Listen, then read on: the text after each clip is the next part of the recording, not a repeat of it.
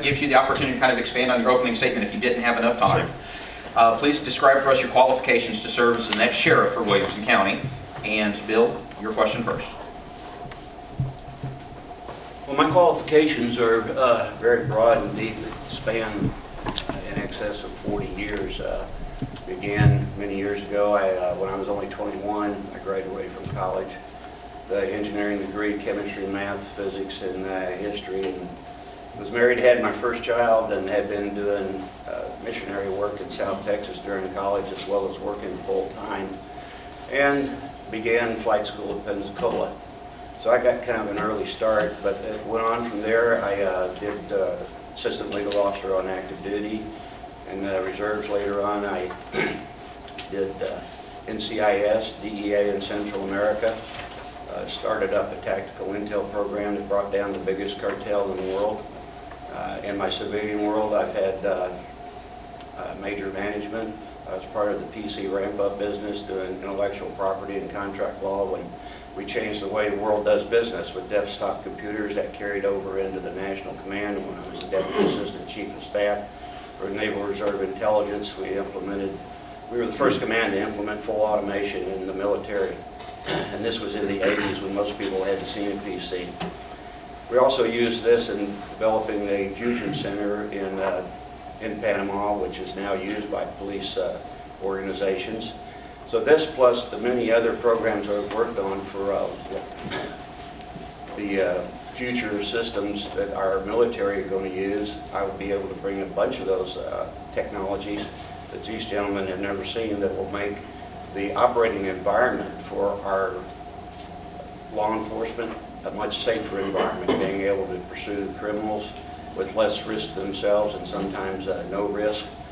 So I have a multitude of experiences over these many years, as well as community involvement and writing legislation and assisting in getting major things passed, like the legislation that Mr. Dion back there chased on capital appreciation bonds. I helped make sure he was connected with statewide support in getting that done. But in 2013, I got bills killed that would have diminished the ability of the sheriff to do his job by certain Democrats in Dallas. So I've been in the legislature. They know me by first name walking down the halls. The same thing with the Commissioner's Court. And being a commissioner on the Emergency Services District in Williamson County has enabled me to bring some of my experiences on crisis management, like when I was in the evacuation of Saigon in 1975. All of these experiences had combined, as well as some formal training, like going through the industrial firefighting school in Texas A&M. It's a multitude of experiences and capabilities that, in addition to my management skills, that will enable me to do the best job for this county and work for you as the people. And you don't work for the government, I work for you. Thank you, sir. Robert? You know, he mentioned work for the government, and that's one thing I didn't get to say was I was elected official twice. In my second term, I didn't have an opponent, and that's because the people were happy with what I was doing. And some of those things what I was doing as a leader, I identified problematic areas. There are national issues as well as state and local issues that we need to be dealing with. And one of those things that I took upon myself was realize that there was a problem enforcement of DWIs. And when we talk about DWIs, why is that important to you as a resident here in Williams County? Fatalities have almost doubled in Williams County from the last reports. And when that issue was brought up to the Sheriff's Department, there was nothing being done about it. There was no enforcement action or anything other than what the patrol deputies were doing when they had the opportunities to. And what I did was TxDOT contacted me for a grant that they had to pay my officers overtime to provide services of just DWI enforcement. When the county wasn't doing it, I was at a precinct level office. That wasn't my responsibility or necessarily jurisdiction, but we took it upon ourselves to do that. We also went into other items such as click your ticket, but that was another area. But some of the issues that you should be concerned with that we haven't heard a lot about in the campaign is what is the productivity of the Williams County Sheriff's Department now in reference crimes. And if you look at the crime indexes that is going on in Texas, every avenue of our crime index in murder, robberies, larceny, all those avenues have increased. And not only have they increased, but the clearance rate for these cases have been lowered significantly. And those are some issues that we need to be concerned. And most people are under the perception that, hey, everything is fine. But if you don't identify the problem before it gets even out of hand, then the problem becomes problematic in a degree that you don't want to face as a citizen. So, and I also, as a leader, am going to identify those issues such as morale. We'll hear a lot of difference of opinions on morale here, but morale is one of the major factors here in Williamson County as far as the Sheriff's Department. We are 24 people short within the Sheriff's Department. And that's based on morale because of the way the hiring process is being done in an unfair way. And I've adopted policies and procedures over there at the Constable's Office that I will introduce at the Sheriff's Department. So those are some of the areas that I think provide me to be the best representative as your next sheriff. Thanks, sir. Randy, your question? Okay. Well, first of all, let me just tell you, as a former chief of the Highway Patrol, I've got over 37 years of experience in law enforcement here in the state of Texas. I do hold a bachelor's degree from Baylor University in criminal justice. I'm a graduate of the Northwestern School of Police Staff and Command, which is a nationally renowned police executive course to groom people to move up into the executive level positions. I'm also served as a commissioner on the Commission on State Emergency Communications for 6 years, which most people don't know what that is, but it takes a lot of the money that comes off your telephone bills and awards grants to regional councils of governments for usually 911 centers, or we did a large project on addressing for rural county people so that if you did a 911 call, a lot of folks used to be on a rural route. Well, they couldn't find the house, so that's what that agency does. But also, I think, and I am a certified master peace officer through the Texas Commission on Law Enforcement. But I think also, more importantly, is what makes me a good candidate for sheriff is that I have served in positions where tough decisions have to be made. You know, I've managed people everywhere from a small group as a sergeant here in Williamson County. Back in 1984, I had about 15 troopers in this county, all the way up through each level till I got to be the chief with over 2,700 state troopers. And there's a difference between managing a small group of people at a small level and a large group of people at a large level. There's also a difference between managing a budget that is relatively small and one that is large. And when I left the Department of Public Safety, my budget was $229 million annually that I was responsible for. To do that, there's a lot of times you have to know how to prioritize. You know how to have to make tough decisions and weigh what is best for the people you're serving, because you don't always have enough funding to do what you want to do. So how best can we use those dollars to serve the people to the very best that we possibly can? Talk about emergency management. Now, I've had experience in dealing with hurricanes Rita and Katrina, you know, taking care of all the operations that went along with the response from the Texas Highway Patrol for that. You know, staging almost 2,000 state troopers waiting for the hurricanes to come through, so we knew that it was going to clear out a good portion of East Texas. And we wanted to make sure that as soon as it happened, that we had people ready to go in and secure all those areas. Also, the person who did the original plan to start securing our borders with Texas Highway Patrol troopers.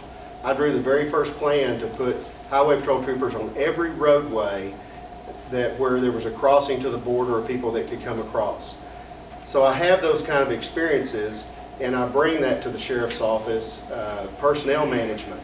I certainly know how to manage personnel because I've had it at every level, from the first line to the mid-level to the top. So I can identify with the street level person, the first line supervisor, and all the way up the chain of command. So I bring that, and I believe that that's extremely important. You heard some about morale. Morale is a problem. Randy, thank you. Okay. You're going to get to answer that question in just a moment. Okay. 1 minute rebate. 1 minute. 1 minute. Yes, sir. Quickly, I sat down with the judge at JP1 to find out more about the DWI program, and his response to me was, what program? He didn't know anything about it. But when I was Assistant Deputy Chief of Staff on Naval Reserve Intelligence Command, one of my assignments was to manage and keep current the Mission Accomplishment Plan. And when we mobilized for Desert Storm, I was able to execute our plans, and we were able to actually mobilize all of our necessary resources in a fraction of the time of the other military commands. And that's one reason why I have on my lapel is a small symbol of the Navy Commendation Medal for those actions that I did while I was on that staff, which basically give me a very broad capability for managing crises and large commands. We had 19 regional commands and over 8,000 intelligence personnel to manage. Thank you, sir. Can I have 1 minute? 1 minute. In response to why the Justice of the Peace wouldn't know about a DWI program, it's because as a constable, you don't answer to the Justice of the Peace. We're both independently elected officials, so he wouldn't know anything about that process going on within my office unless he specifically asked. And most of those DWIs were in Precinct 1 or Precinct 2, and some in Precinct 3. It was a county-wide level operation, so just to answer that question. Are you a licensed peace officer, and if so, how long have you been licensed? If not, how do you propose to become licensed within the time limit required by law? Robert, your question first. Yes, I am a licensed peace officer. In fact, I'm a master peace officer, which is the highest certificate you can get in law enforcement as far as in relation to what the commission acknowledges as your certificate. What were the other 2 questions? I think that answered all of them. How long have you been licensed? I've been licensed in 1996 when I was hired with the Austin Police Department. Thanks, sir. Randy? Yes, I am a licensed peace officer. I'm a master peace officer. Just like Mr. Chody said, that is the highest level that Texas Commission on Law Enforcement awards for licensing.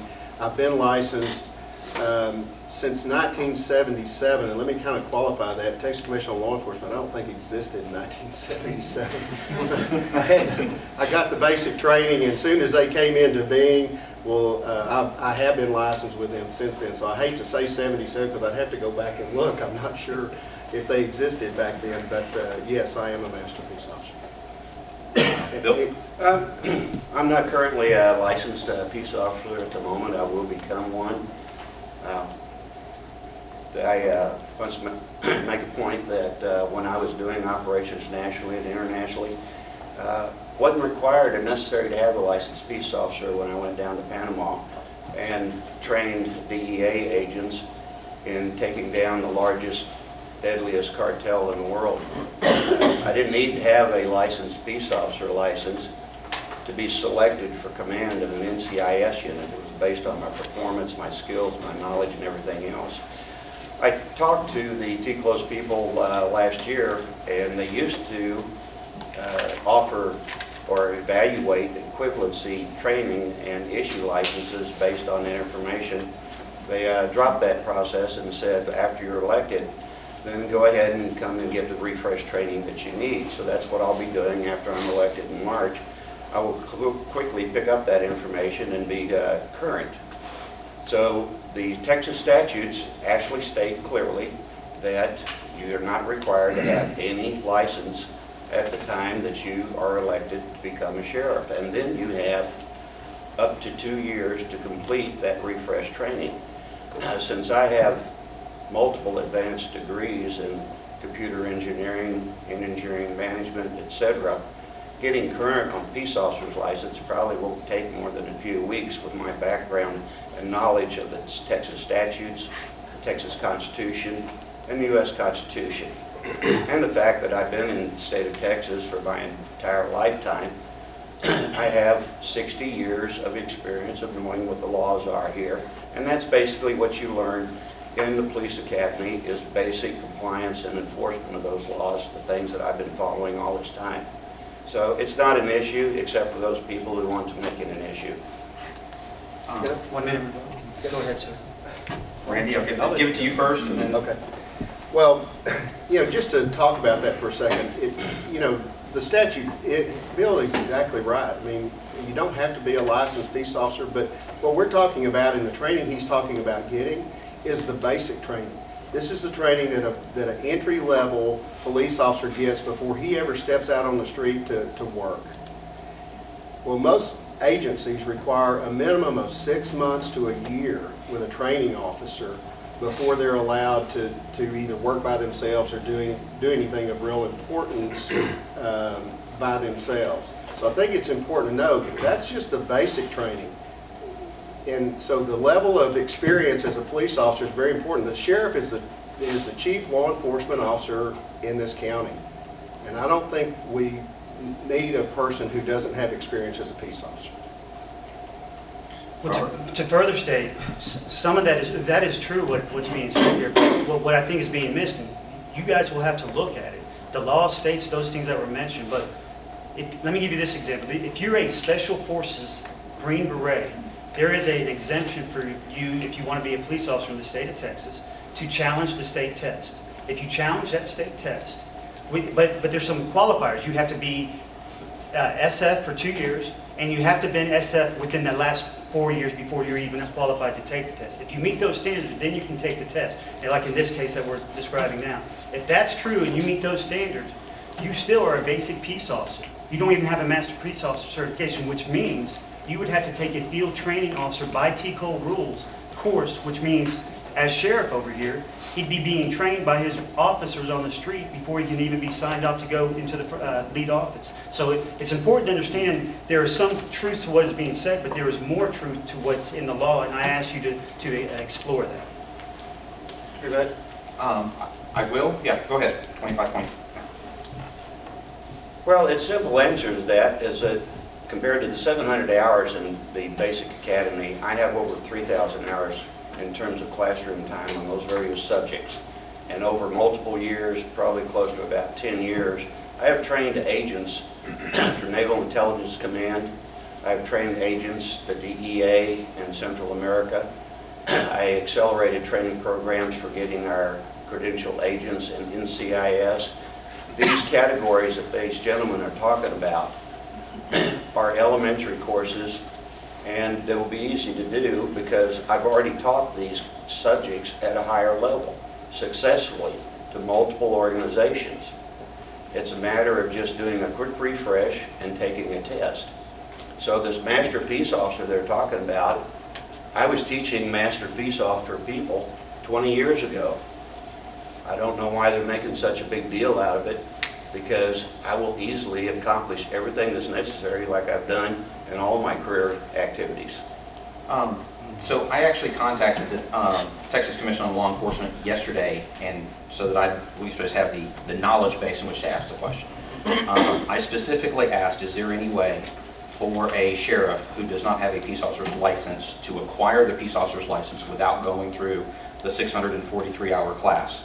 And short of the Special Forces exemption or military police, which was 2 years and last 4 years, there is no way to miss the 600 and something hour class. You would have to still attend the 643-hour class.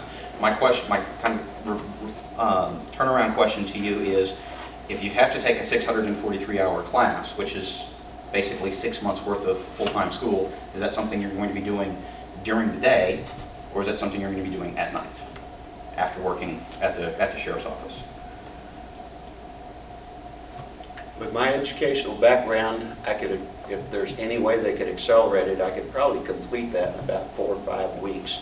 And I didn't know you were part of the panel, but this is really an issue that's getting out of hand. My qualifications so vastly exceed what's taught in those classes that completing a few refresh classes and taking that test is fairly simple. The peace officer license test is online. I've read it, I've gone through the questions, and I could probably pass that test right now without any further instruction. Very well. Moving. Review. All right, one last rebuttal, and then we're going to move on to different subjects. I think it's important that we distinguish that it's a qualification that it's not being met here.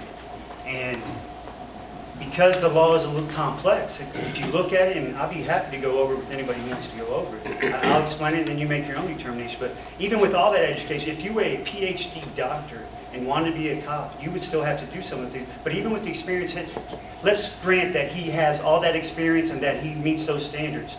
He can't even do a DWI arrest. He's never done that. With all his experience and training, the expertise that he has, he's never done one DWI arrest. That's a basic fundamental of a basic peace officer that you learn in a basic peace officer course. Hence why what Mr. Ellison said. Thanks, So, sir. that's it. What are the key responsibilities of the sheriff and his staff? And the rotation is, Randy, it is your question.